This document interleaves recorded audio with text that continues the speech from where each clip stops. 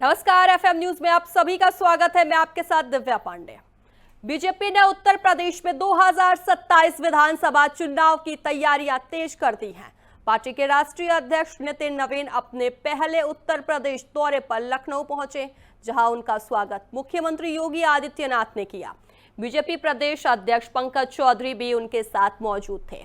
तो वहीं बीजेपी अगले साल होने वाले विधानसभा चुनाव की तैयारी में लग गई है। पार्टी की कमान संभालने के बाद नितिन नवीन का ये पहला यूपी दौरा है, जिसे 2027 चुनाव के लिए शंखनाद माना जा रहा है। तो वहीं आपको बता दें कि कुछ दिन पहले ही यूपी बीजेपी की नई कार्यकारिणी का गठन हुआ। अब इस टीम को चुनावी मोड में एक्टिव करना है। तो वहीं बता दें कि नितिन नवीन की यूपी बीजेपी कोर ग्रुप के साथ मीटिंग हुई। वहीं इस बैठक में मुख्यमंत्री योगी आदित्यनाथ, दोनों डिप्टी सीएम, प्रदेश अध्यक्ष पंकज चौधरी, प्रदेश संगठन महामंत्री धर्मपाल सिंह और संघ के क्षेत्रीय प्रचारक मौजूद रहे। पहले चुनाव की कमान जेपी नड्डा संभालते थे, लेकिन अब 2027 के दंगल की जिम्मेदारी नितिन नवीन पर है। इसी पर आज हम चर्चा करेंगे। तो आपको बता दें, जो यूपी के लिए बीजेपी का नवीन प्लान, आपको बता दें नितिन नवीन यूपी पहुंचे, यूपी दौरे पर पहुंचे हुए। 2027 चुनाव, विधानसभा चुनाव को लेकर तैयारियां तेज हो गई है। बीजेपी ने कमर कस ली है। ऐसे में नितिन नवीन यूपी पहुंचे। आपको बता दें, सीएम योगी आदित्यनाथ ने उनका स्वागत किया।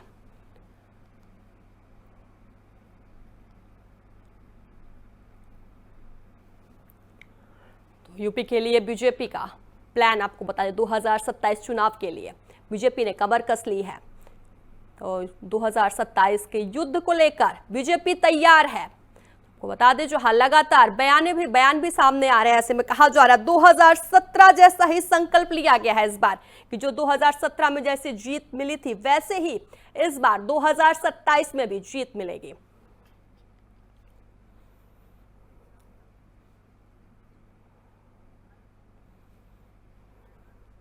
तो इस मुद्दे पर विस्तार से चर्चा करने के लिए वरिष्ठ नेता बीजेपी के श्याम सलूनी जी हमारे साथ जुड़ गए हैं और सपा के प्रवक्ता एडवोकेट विवेक पांडे जी हमारे साथ जुड़ गए हैं। आप दोनों का स्वागत है हमारे चैनल पर। श्याम सलूनी जी, पहला सवाल आपसे ही है।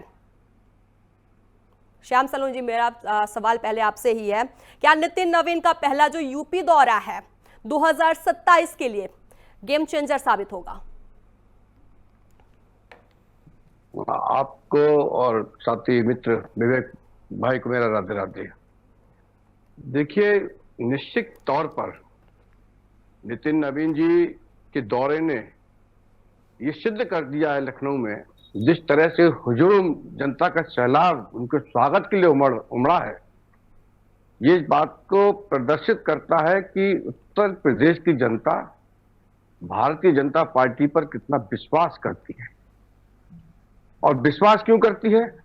क्योंकि अगर हम एनडीए घटक दल के नाम पर अपना संगठन चलाते हैं, हमारे तमाम छोटे छोटे जो राजनीतिक दल हैं, हम उनका भी पूरा ख्याल रखते हैं।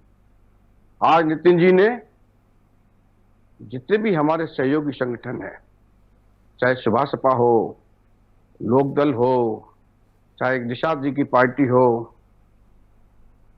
चाहे आम पार्टी जो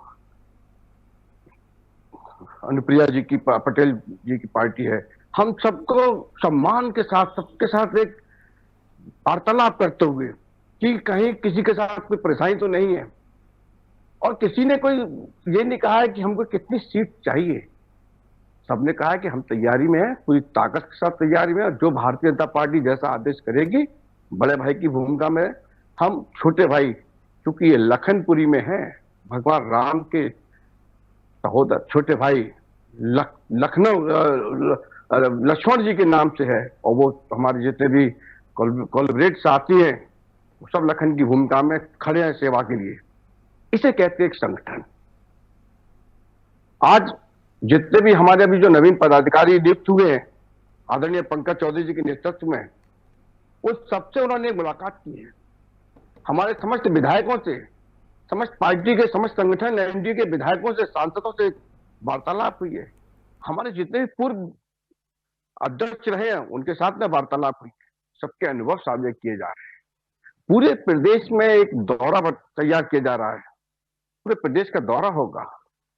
कार्यकर्ताओं में जो जोश है, वो जोश एक अलग ही मायने रखता है। और ये जोश क्यों है?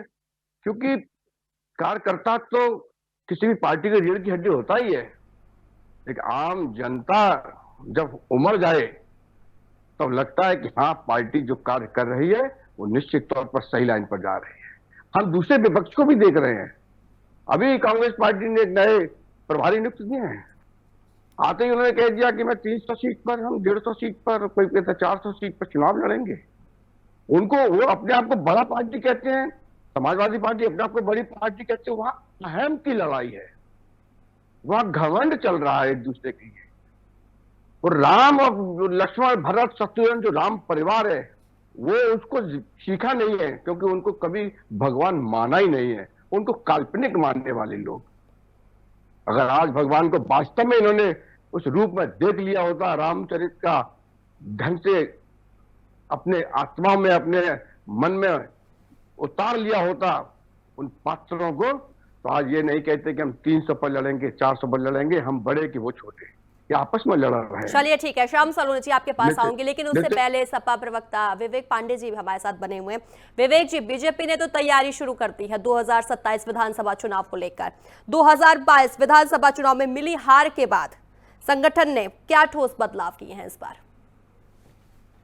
देखिए, मंच पे उपस्थित हमारे सम्मानित पैनलिस्ट को और आपके दर्शकों को, आपको मेरा प्रणाम। अपनी बातों को अनुमोदन के साथ अभिव्यक्त करने की अनुमति मैं चाहूंगा। देखिए, समाजवादी पार्टी की अगर बात की जाए तो समाजवादी पार्टी तो पहले दिन से कह रही है, खास करके जब से SIR की प्रक्रिया चल रही थी, कि चुनाव आप कल करा लीजिए। कल समाजवादी पार्टी चुनाव को लड़ने के लिए, चुनाव के युद्ध में उतरने के लिए पूरी तरह से तैयार खड़ी है। हम लगभग अपने प्रत्याशियों को भी लगातार सटीकता से जनता के बीच में सर्वे करा करके चिन्हित कर चुके हैं, लेकिन अंतिम परिणाम अभी घोषित होना बाकी है, जो कि राष्ट्रीय कार्यकारिणी का दायित्व है।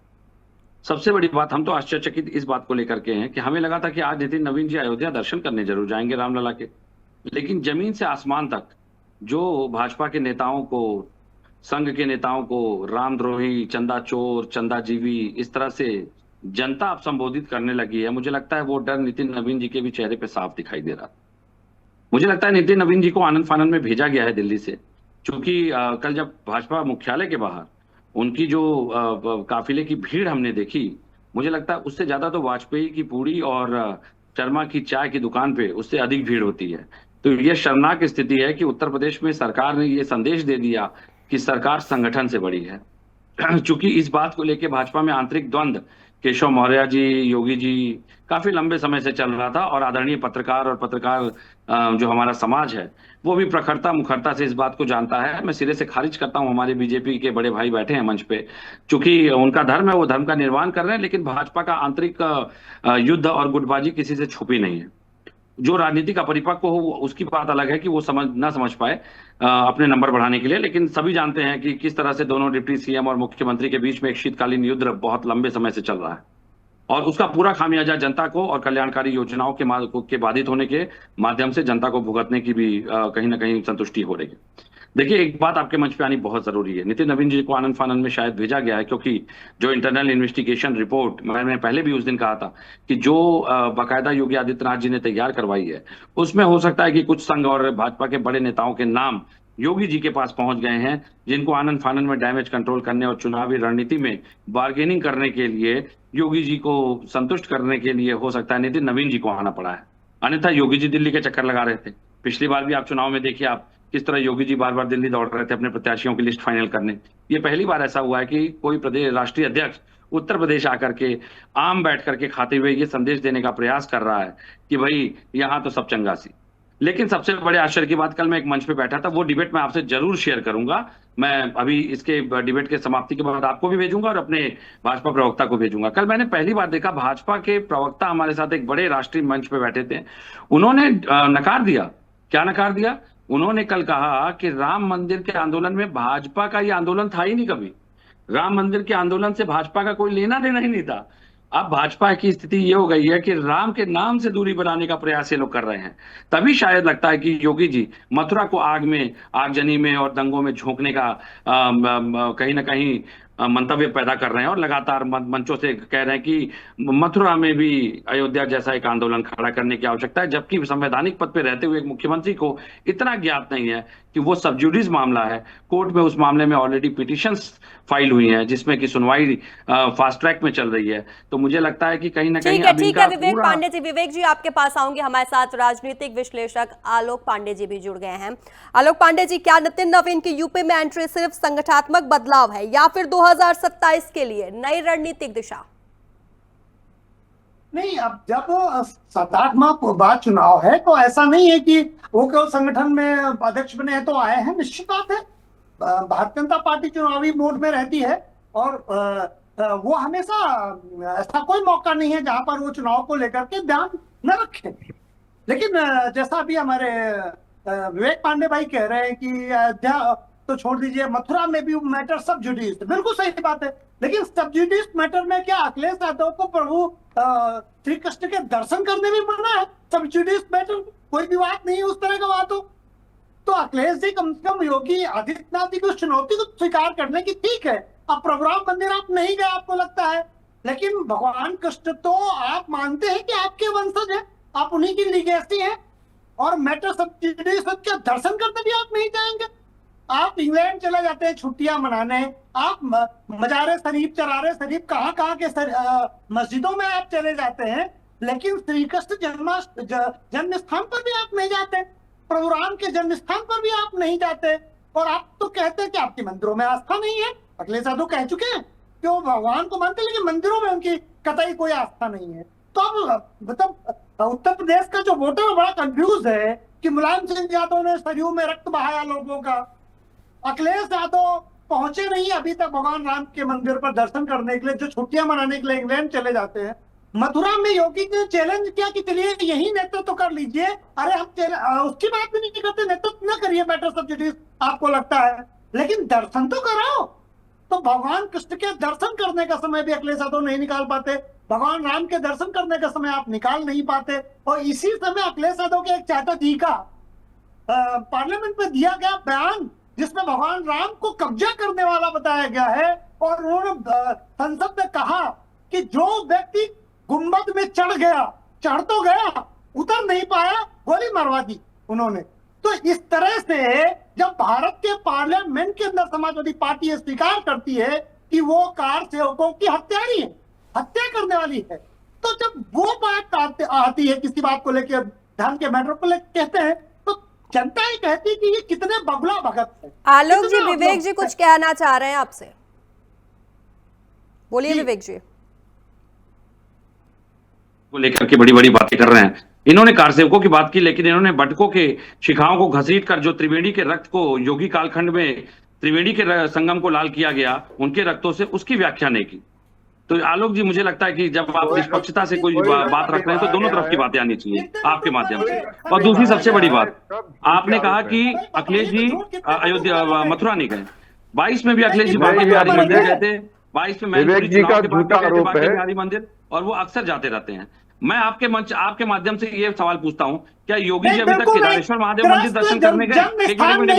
एक मिनट, अरे अधीर मत होना कीजिए, आप पहले सुना कीजिए, अधीर होने की आवश्यकता नहीं है। अरे आप राजनीतिक विश्लेषक हैं, मेरे सवाल पूरे होने दीजिए, मेरे सवाल पूरे होने दीजिए।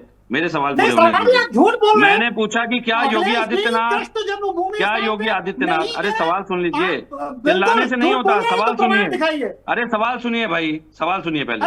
क्या योगी आदित्यनाथ जी, अरे आलोक जी सुनिए, आपने सवाल उठाया, जवाब लीजिए। क्या योगी आदित्यनाथ जी केदारेश्वर महादेव मंदिर दर्शन करने गए? क्या वो सनातनी नहीं माने जाएंगे? हमारे किस ऐसी स्थिति में आता है? कितनी योगी आदित्यनाथ जी ने मंदिर बनाए, जरा बताइए।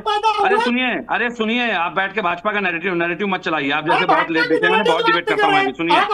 अरे सुनिए भाई, चलिए ठीक है, आप दोनों के पास आऊंगी, उससे पहले श्याम सलोनी जी कुछ कहना चाह रहे हैं। श्याम सलोनी जी बोलिए। कितने मंदिर बनवाए हैं और कितने तोड़वाए? आलोक पांडे जी और विवेक जी, श्याम सलोनी जी कुछ कहना चाह रहे हैं, पहले उन्हें सुन लेते हैं।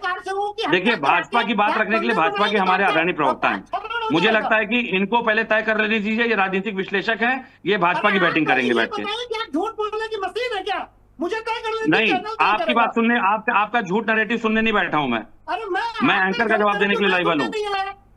आपने सवाल उठाया, मैं जवाब दे रहा चलिए हूँ। ठीक है श्याम सलोनी जी आप आपने बोलिए। सवाल उठाया, मैं जवाब दे रहा हूँ। अरे आप देखिए, गलत जवाब दे दिव्या रहे हैं। जी, गलत जवाब मत दिया करिए। विवेक भाई, आप कई मंदिरों का जिक्र कर देते हैं। सवाल यह है कि भगवान ने जन्म कहाँ लिया था। जिस घर में आपने जन्म लिया होगा उस घर की वैल्यू आपके और आपके परिवार के नजरों में बहुत ज्यादा रहती है। बाकी आप कहीं पर भी मकान बना लीजिए, तो जब भगवान ने जन्म अयोध्या में लिया है तो दर्शन तो अयोध्या में ही करेंगे ना। तो इसका जवाब जन्म आपको जब नहीं पता, मैंने बताया बताया नहीं है, था कि हमारा एक सुनिए, संकल्प है सुनिए, केदारेश्वर महादेव मंदिर का निर्माण जब पूरा हो जाएगा अच्छी बात है। तब हम सपरिवार ये जाएंगे। मेरी ये बात सुनिए। अखिलेश जी अरे ने बात मन तो से कही सुनिए। है। अरे बात तो सुनिए, हम तो आप ही की बात का समर्थन कर रहे हैं। जी। अच्छी बात है, आज देर आए दुरुस्त आए, आपको कम से कम भगवान तो याद आए। आज आपको राम में काल्पनिकता तो नजर नहीं आई। आज आपको लग तो रहा है कि भगवान राम है, कोई अस्तित्व है उनका। कुछ नहीं, तो राम को है जिनके काल्पनिक लिए समाजवादी वो पार्टी ने कहा था है। क्या? आपके सहयोगियों ने ही कहा था, जिनके साथ आप चुनाव लड़ने की आपके बात कर रहे हो, सहयोगियों ने भी चुनाव बहुत लड़ कुछ चुके कहा हैं। था। आपके सहयोगियों ने, आपके सहयोगी निषाद अभी भी जी ने, कहते हैं। सुन लीजिए ना, वो अभी आपके भी डिप्टी कहते सीएम हैं, जो थे लेकिन पूर्व, आप उन्होंने भी बहुत कुछ कहा था। अभी भी कहते हैं। देखिए अब विवेक जी, दो बातें हैं। हमारे सहयोगी जो जिन्होंने कहा था वो पहले आप, हमारे आने के बाद एक शब्द नहीं बोले होंगे। क्यों? आपके सहयोगी निषाद, अभी अरे भी वही रुकिए शब्द रुकिए, अब बोल आप झूठ बोल रहे जो हैं। शब्द अब आप झूठ बोल रहे हैं। संजय निषाद ने टेस्ट ट्यूब बेबी की बात कब की थी? दूसरी बात, बताइए मुझे।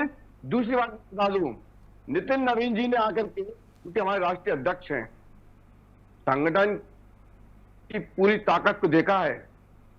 एक बूथ के कार्यकर्ता के घर पर जाकर के उन्होंने भोजन किया, उनके नब्ज को टटोला है, दुख दर्द को पहचाना है।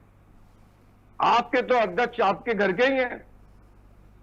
योगी जी महाराज ने न जाने कितने मंदिरों के रख रखाव के लिए, पुनरुद्धार के लिए करोड़ों रुपया दिए हैं। योगी जी ने कितने मंदिर बनवाए हैं, इसका जवाब दे दीजिए। चलिए, केदारेश्वर मंदिर की बात करते हैं। योगी जी ने स्वयं कितने मंदिर बनवाए हैं?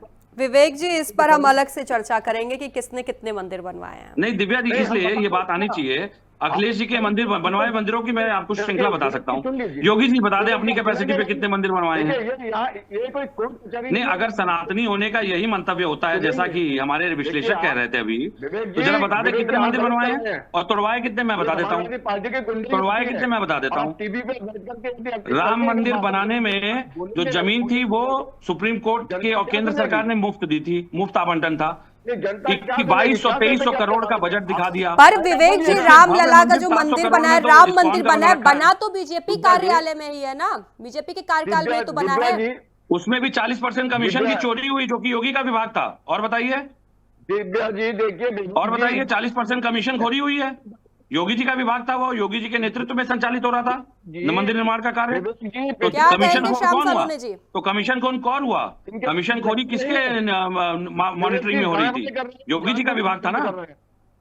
सुनिए ना, आप शब्दों को ना, आप जो विषय पर आइए ना। देखिए, अयोध्या में तो आप श्याम लोग को वैसे ही सलोनी जी संत बोलिए बेइज्जत कर रहे हैं, क्यों आप रामद्रोही होने का टैग ले रहे हैं? संत नहीं बेइज्जत कर रहे हैं। एसआईटी की रिपोर्ट में जो नाम है उजागर करिए भारतीय जनता और देश के सामने वो नामों को लेके आइए। विशुद्ध रूप से कब तक राजनीतिक बार्गेनबाजी करेंगे? और हम जमीन से आसमान तक 40 करोड़ जनता भारतीय आपको विश्वास दुत्कार रही करते है। हैं। आपके नेता, आपके राज्यसभा के सांसद प्रोफेसर रामगोपाल यादव, क्या वो अभी तक समाजवादी पार्टी ने कोई प्रतिक्रिया नहीं दी है? कि देर तक कोई प्रतिक्रिया नहीं दी है कि हमने दिया। भाई देखिए, राम गोपाल जी का जवाब राम गोपाल जी से लीजिए। सुनिए मेरी बात। 1000 कार आप सेवकों इस की समय हत्या आपने जिस कराई है। विषय पे हैं ये बताइए। पहले मुझे ये बताइए, कल आपके प्रदेश का समाजवादी अध्यक्ष पार्टी का राम आपके उसका उत्तर देने राष्ट्रीय का प्रवक्ता अध्यक्ष क्या बना की सपा स्वागत के? समारोह में जो भीड़ थी, नहीं, आप- उससे ज्यादा भीड़ वाजपेयी की पूड़ी की दुकान पे होती है। क्यों आप लोगों ने अपने राष्ट्रीय अध्यक्ष को रामगोपाल पार्टी- यादव के बात का एक एक करके बोलिए, आवाज समझ नहीं आ रही है, क्या आप अरे लोग ये बोल कौन रहे बोल रहा है हैं? भाई? एक मुझे करके किसी का चेहरा ही नहीं दिख रहा है। स्क्रीन ऑफ है मेरी। मेरी स्क्रीन ऑन करिए भाई, निवेदन है मेरा। भारतीय दिव्या जी, मेरी स्क्रीन ऑन करा दीजिए। सदैव था राम मंदिर, हमने के लिए अरे कम से कम 2 मोबाइल रख लो तो स्क्रीन भी दिख जाएगी, कभी कभी स्क्रीन नहीं आती है। अब क्या करें, आपकी बलिदान सरकार हुआ ने है। महंगाई इतनी करवा दी है, हमने अब ऊपर का पैसा तो कमाते नहीं हम लोग, ना सरकार से मिलता है। टीएमसी ने जिस तरीके से बर्बरता से 300 हमारे कार्यकर्ताओं की हत्या की वकालत थी। नहीं चलती क्या? अच्छा हमने- ठीक है श्याम हमने सलोनी जी, कुर्बानी श्याम दी, हमने सलोनी बलिदान जी, किए हैं श्याम हिंदुत्व के सलोनी लिए। जी, आपका श्याम सलोनी जी प्रवक्ता सुन तो लीजिए। कह रहा है कि विवेक राम मंदिर आंदोलन से भाजपा का कोई समाजवादी लेना पार्टी देना नहीं था। हत्या की है, आप हत्यारे हो। अरे क्या श्याम हत्यारों सलोनी जी, पहले इसका जवाब दीजिए। आपके एक प्रवक्ता कल कह रहे थे कि हमारा तो राम मंदिर आंदोलन से कोई लेना देना नहीं था भाजपा का, तो वो सही बोल रहे थे कि आप झूठ बोल रहे हैं, कि आप सही बोल रहे हैं, वो झूठ बोल रहे थे, वो भी भाजपा के प्रवक्ता है। मैं भी आपको बाइट भेजूंगा, भाजपा के बाइट भेजूंगा, सुनिएगा, अभी आपको बाइट भाजपा भेजूंगा, के सुनिएगा जरा। अच्छा विवेक जी, टिन्नू यादव से क्या रिश्ता है ये बता दीजिए। टिन्नू यादव को जेल भेज के एनकाउंटर कर दीजिए, हमें क्या लेना देना, हमारे 1000 अखिलेश यादव जी से हमारा पर कौन सा आपके रिश्ता लोग है? तो के पर नहीं, ये टिन्नू यादव बीजेपी से द्वारा हमारी तो कौन सी यही कहा रिश्तेदारी जा रहा है कि है? जेल भेज के अखिलेश एनकाउंटर यादव के करिए, बड़े बुलडोजर करीबी चलाइए। है, रिश्तेदार हैं। नहीं, मैं तो कह रहा हूँ अखिलेश ना, यादव जी टिन्नू के यादव साथ और रामद्रोही है, उसका नाम उजागर हो गया है, सबूत मिल गए हैं, उसको जेल भेजिए, उसका एनकाउंटर करिए, गाड़ी पलटिए, वो आपका नहीं, कॉल है। एनकाउंटर मत करना। बुलडोजर 1000 चलाइए। बार अखिलेश यादव ने बात की उससे, 1000 बार। देखिए, ये अखिलेश यादव को इनसे भी 1000 बार ये बात शायद नहीं कर रहे होंगे। दिव्या जी, कितने बार ऐसे किया बिठा है? लेती हैं। मैं दिव्या जी, नोट कर समाजवादी लीजिए। पार्टी बैठ के मंच पे आपके कह रहा हूँ कि जितने आरोपी टिन्नू हैं यादव की सभी को हत्या जेल में- भेज के अभी तक बुलडोजर चल जाना चाहिए था, किसी के घर बुलडोजर तक तो चला नहीं ये है। टिन्नू यादव की हत्या करते अरे टिन्नू यादव को भी गोली मार दीजिए, मेरे सामने पास ना आ क्या है? जाए, हमारी पार्टी का क्या इनकी नुकसान है इनकी उससे? जो किसी करतूत है रामद्रोही वो से हमारा सामने क्या लेना आएगी। देना? ये टिन्नू यादव को किसी ही मार रामद्रोही देंगे। चंदा चोर से मेरा क्या लेना देना? पार्टी का क्या लेना देना? हमारे उसको बचाने का काम तो आप लोग ठीक है, कर रहे तुम्हारा हैं। राष्ट्रीय उसको अध्यक्ष बचाने कितना का काम बतिया आप लोग रहे कर थे रहे हैं। उससे? क्या चंपत राय रिश्तेदारी बांसल है? को जैसे बचा चक्रों रहे को कॉल हैं, कमाल कर रहे हो टिन्नू की। यादव को बचा रहे हैं। कमाल कर रहे हो भैया। और एक राजनीतिक भाई, विश्लेषक अखिलेश जी अगर- सरकार को बार बात की है कि चंपत हटी है राय टिन्नू बांसल को भी यादव आप ही के लोग बाद। बचा रहे हैं। चलिए ठीक है, ये सब नहीं, मुद्दे अगर इस- किसी राजनीतिक विश्लेषक चलिए कहते ठीक है, इस हैं, मुद्दे पर हम बुलडोजर आगे तो से दिव्या डिबेट जी, करेंगे। बुलडोजर तो इनको चलाना है ना। इनके विवेक जी, बुलडोजर- इस मुद्दे इनका पर बुलडोजर सुनिए, विवेक जी, इस मुद्दे पर हम अलग से एक डिबेट रखेंगे, उस पर हम बात करेंगे। फिलहाल चुनाव की बात चल रही है, विधानसभा चुनाव को लेकर आगामी जो 2027 में चुनाव होने हैं उसको लेकर आप बताइए क्या कुछ ठीक है, हो रहा तैयारी है। चल रही है।